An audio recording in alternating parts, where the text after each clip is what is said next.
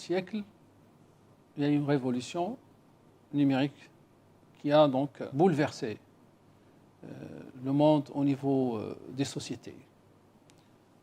Chaque société aujourd'hui, elle est déjà envahie par les smartphones, par l'Internet, par la connexion, par tout ce qui permet aux gens de discuter, de s'exprimer et donc de se faire valoir.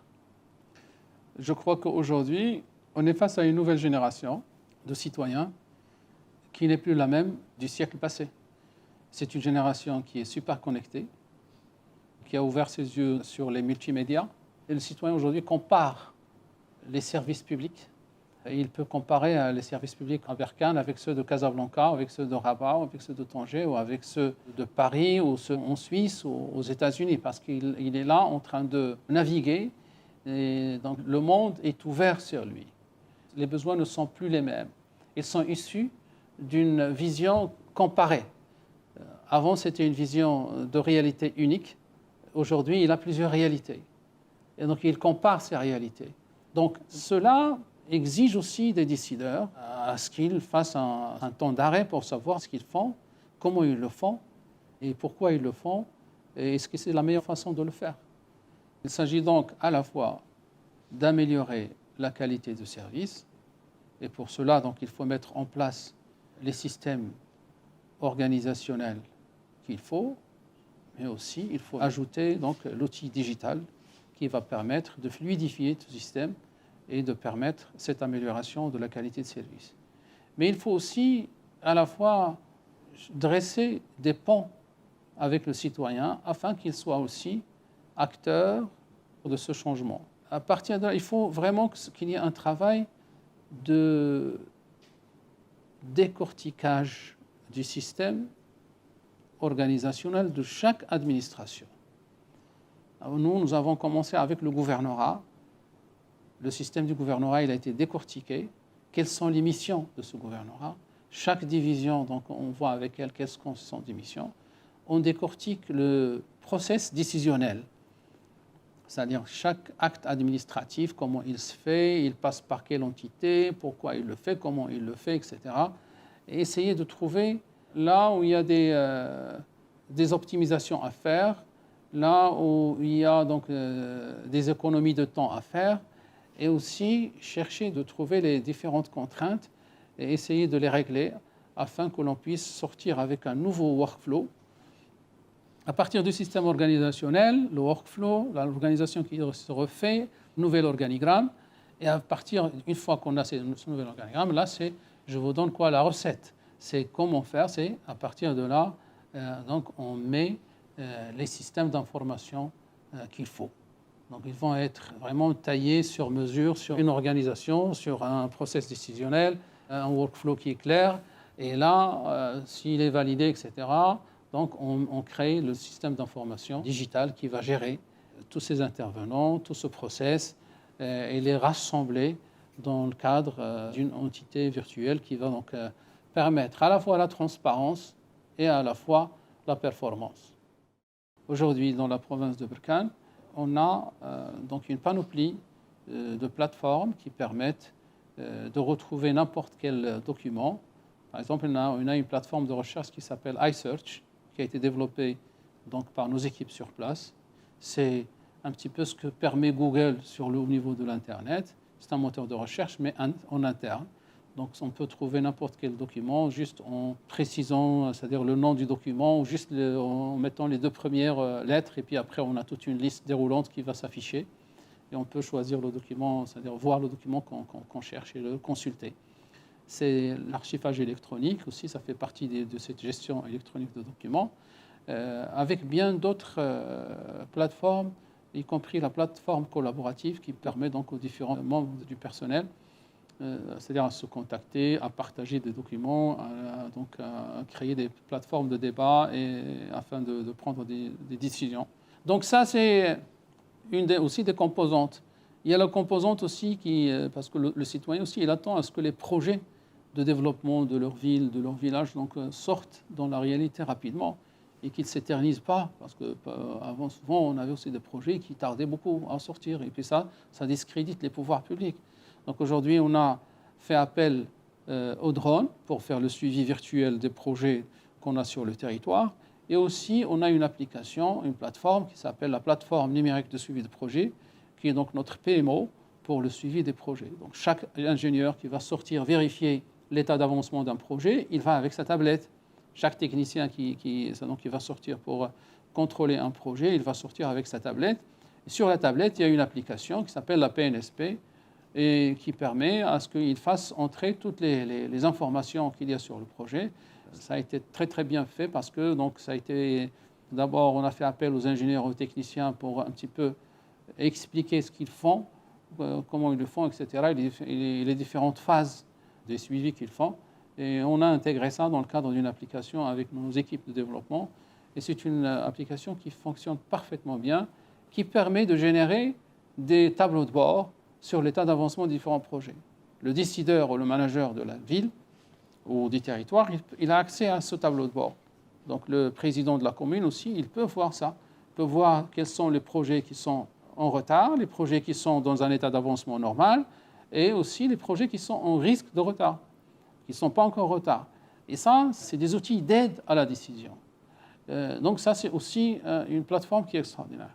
Mais la plateforme la plus importante qu'on a dans ce système de gouvernance numérique territoriale intégrée, c'est le système d'information géographique intégré. Le système d'information géographique intégré, il est aujourd'hui unique dans son genre dans le Royaume et dans beaucoup de pays. Je ne pense pas que ça existe aujourd'hui au sein de beaucoup de pays en Afrique et dans le monde arabe. Et même pas, c'est-à-dire dans beaucoup de pays européens non plus, ça n'existe pas. Les seuls hubs que je connais, c'est-à-dire qui va, mais c'est incomparable avec Berkane, parce que c'est un grand hub, GeoHub, c'est celui donc, de la ville de Los Angeles. Mais mis à part ça, donc, j'en connais pas beaucoup. Ici, on a construit ce système d'information géographique brique par brique. C'est une construction bottom-up où la collecte de l'information a joué un très grand rôle, la collecte de la data. Comment collecter la data par thème, par topic, etc. Et on a formé des groupes pour la collecte de cette data. On a fait appel à tous les services de l'État, les services de construction, aux communes, à leurs archives, aux plans qu'ils ont, les plans de lotissement, les master plans, etc. Et on a essayé d'avoir donc toute la data. On a digitalisé ce qu'il y a sur les plans et ça a permis de collecter plus de 300 couches d'informations relatives à l'eau, à l'électricité, donc aux espaces verts, le nombre d'arbres qu'on a, etc. dans les villes, les canalisations d'eau, les systèmes d'irrigation, tout ce qui concerne la ville est aujourd'hui donc digitalisé. Plus de 300 couches d'informations. Et ça nous a valu aussi d'avoir aujourd'hui 2 prix du IEEE sur la ville intelligente. On a eu donc un trophée du jury et on a aussi le certificat de jury à Chypre tout dernièrement. Le Maroc s'est engagé depuis longtemps sur la voie du développement durable. Aujourd'hui, les différentes stratégies nationales s'inscrivent sur les ODD, les objectifs de développement durable. À Berkane, on a essayé aussi de décliner ces orientations, notamment les orientations royales, les stratégies nationales, et de les décliner sur le territoire à travers une vision de développement du territoire. Cette vision, donc, elle est intégrée dans un projet qui s'appelle Biggest. Ce programme national vise la réduction de l'exclusion, c'est-à-dire l'exclusion sociale et économique, soit dans le monde rural et soit dans le monde urbain. Le digital a joué un très grand rôle parce que pour targeter un axe donné, et targeter donc la population cible de cet axe, afin de, c'est-à-dire que les programmes aient le maximum d'impact positif sur les concernés, il faut que ces concernés-là soient bien targetés au niveau ciblage. C'est pour cela qu'on a aujourd'hui une cartographie, par exemple, des personnes à mobilité réduite sur la province de Berkane. C'est une cartographie sur le système d'information géographique, cas par cas, et qui nous donne donc aussi toute l'information qu'il faut sur chaque cas. Donc là, si on veut s'adresser parmi les personnes à mobilité réduite, on voudrait s'adresser par exemple aux jeunes de tel âge à tel âge, on peut l'avoir. Si on voudrait s'intéresser à des jeunes qui sont dans le même cadre, c'est-à-dire, mais qui souffrent d'un type de disability qui est précis, on peut aller vers ces personnes-là. Donc on peut vraiment cibler, zoomer, etc., jusqu'à ce qu'on ait afin que les programmes aussi soient adaptés à la cible. Toutes les personnes à mobilité réduite n'ont pas les mêmes besoins en matière d'appui social et d'inclusion économique. Au niveau de Berkane, après cette expérience, donc on a baptisé cette expérience le système de la gouvernance numérique territoriale intégrée. Ce système, il est le résultat des orientations de Sa Majesté le Roi. C'est une déclinaison des orientations royales et des différentes stratégies nationales, mais avec une approche territoire. Je pense qu'en Afrique, on a tous les moyens, toutes les ressources, non pas seulement pour, c'est-à-dire digitaliser la gouvernance aussi bien locale que nationale, mais on a les ressources humaines qu'il faut. Les ressources humaines, c'est en Afrique, ça existe chez nous. Les jeunes, c'est chez nous que ça existe aujourd'hui. Donc cette ressource, elle est là. Maintenant, il faut qu'on se mette dans une vision, comme je l'ai dit, globale. Pourquoi globale? Parce qu'il ne s'agit pas seulement de la gouvernance elle-même. Il s'agit aussi de la planification.